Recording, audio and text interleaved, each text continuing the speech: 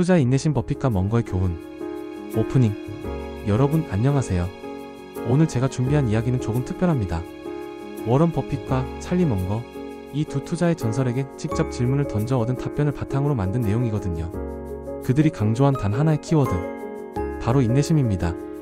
고빈도 매매와 유튜브 쇼츠처럼 빠른 정보가 넘쳐나는 지금 우리는 매일 무언가를 해야 한다는 강박에 시달립니다. 하지만 버핏과 멍거는 정반대의 이야기를 합니다. 투자에서 가장 강력한 무기는 인내심이다. 그런데 왜 인내심일까요? 그리고 어떻게 그 인내심을 기를 수 있을까요? 지금부터 그 답을 함께 찾아가 보겠습니다. 챕터 1. 인내심이 돈이 되는 이유. 찰리 멍거가 한 말이 있습니다. 만약 투자가 조금이라도 어렵지 않았다면 모두가 부자가 되었을 것이다. 시장은 의도적으로 어렵게 설계되어 있습니다. 매일 뉴스가 쏟아지고 주가는 요동치고 옆 사람은 수익 자랑을 하죠. 이 모든 것이 여러분을 조급하게 만듭니다. 그리고 조급함은 실수를 낳습니다. 버핏은 이렇게 말했습니다. 찰리와 저는 부드러운 12%의 수익률보다는 울퉁불퉁하더라도 시간이 지나 15%의 수익률을 얻는 것을 훨씬 선호합니다. 이 문장을 천천히 음미해보세요. 단기적인 안정감을 포기하고 장기적인 결과에 집중한다는 뜻입니다. 더 중요한 건 그 울퉁불퉁함, 즉 변동성을 두려워하지 않는다는 겁니다. 오히려 변동성은 기회입니다. 다른 사람들이 공포에 떨며 주식을 던질 때 인내심 있는 투자자는 헐값에 좋은 기업을 살 수 있거든요. 결국 시장의 어려움은 참을성 없는 사람들을 걸러내는 필터입니다. 그리고 그 필터를 통과한 소수만이 진짜 보상을 받습니다. 챕터 2. 주식이 아니라 사업을 사라. 그럼 인내심을 기르는 첫 단계는 뭘까요? 바로 관점을 바꾸는 것입니다. 대부분의 사람들은 주식을 그냥 오르락 내리락 하는 숫자로 봅니다.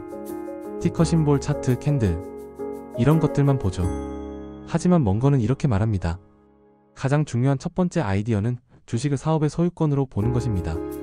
여러분이 삼성전자 주식 한 줄 산다면 그건 삼성전자라는 거대한 회사의 작은 주인이 되는 겁니다.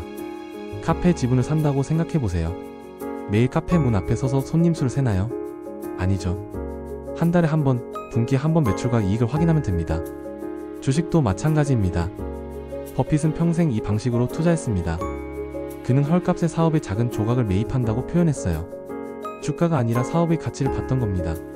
이 관점을 가지면 여러분의 스코어보드가 바뀝니다. 더 이상 일일 주가 변동을 쫓지 않습니다. 대신 기업의 순이익, ROE, 경쟁력을 봅니다. 이게 바로 투기꾼과 투자자의 차이입니다. 투기꾼은 시장의 행동을 보고 투자자는 사업의 가치를 봅니다. 챕터 3. 미스터 마켓을 당신의 하인으로 만들어라. 하지만 현실은 어떤가요? 주식을 사업으로 본다 해도 매일 변하는 주가를 보면 불안해집니다. 여기서 벤저민 그레이엄의 천재적인 비유가 등장합니다. 바로 미스터 마켓입니다. 미스터 마켓을 상상해보세요. 그는 여러분과 함께 사업을 하는 동업자인데 감정 기복이 극심한 사람입니다. 매일 아침 여러분을 찾아와서 이렇게 말합니다. 오늘은 기분이 너무 안 좋아. 내 집은 헐값에 팔게. 그러다 다음날엔 또 이렇게 말합니다. 세상이 너무 아름다워. 내 집은 비싸게 사줄게. 멍거는 이 개념을 이렇게 요약했습니다. 그레이엄은 시장을 효율적이라고 생각하는 대신 매일 찾아오는 조울증 환자처럼 대했습니다. 핵심은 이겁니다. 여러분은 미스터 마켓과 거래할 의무가 없습니다. 그의 제안이 말도 안 되게 쌀 때만 사고 터무니없이 비쌀 때만 팔면 됩니다. 나머지 시간엔 그냥 무시하세요. 미스터 마켓은 여러분의 하인이지 주인이 아닙니다. 이 개념을 이해하면 시장 폭락이 두렵지 않습니다. 오히려 온 미스터 마켓이 오늘 공황 상태네. 좋은 기업을 헐값에 살 기회다라고 생각하게 됩니다. 챕터 4. 아무것도 하지 않는 것이 최고의 전략이다. 이제 좀 역설적인 이야기를 해볼게요. 우리는 뭔가를 해야 한다고 생각합니다. 매일 차트를 보고 뉴스를 확인하고 매매를 해야 투자를 하는 것 같죠. 하지만 멍거는 이렇게 말합니다. 위대한 기업을 찾았다면 그저 엉덩이를 붙이고 앉아있으면 된다. 그것이 좋은 일이다. 버핏도 비슷한 말을 했습니다. 1년에 좋은 아이디어 하나면 만족한다. 1년에 하나요? 네, 맞습니다. 성공적인 투자는 수백 번의 결정이 아니라 소수의 탁월한 결정에서 나옵니다. 문제는 대부분의 사람들이 이걸 참지 못한다는 겁니다. 멍거는 이렇게 말했습니다. 투자 과잉 활동에 대한 나의 편견은 매우 강하다. 잦은 매매는 소수로만 늘립니다. 더 나쁜 건 감정적인 실수를 할 확률도 높아진다는 거죠. 그럼 뭘 해야 할까요? 멍거는 이렇게 조언합니다.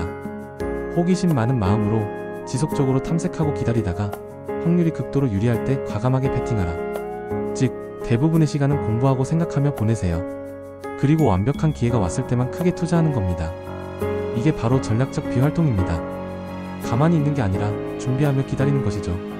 챕터 5. 심리적 방어막 2가지 안전마진과 역량의 범위. 자, 이론은 좋은데 실전에서 어떻게 버틸까요? 버핏과 멍거는 2가지 강력한 도구를 제시합니다. 안전마진과 역량의 범위입니다. 먼저 안전마진. 그레이엄은 그의 책 현명한 투자자에서 투자의 비밀을 단 3단어로 요약했습니다. 안전마진. 무슨 뜻일까요?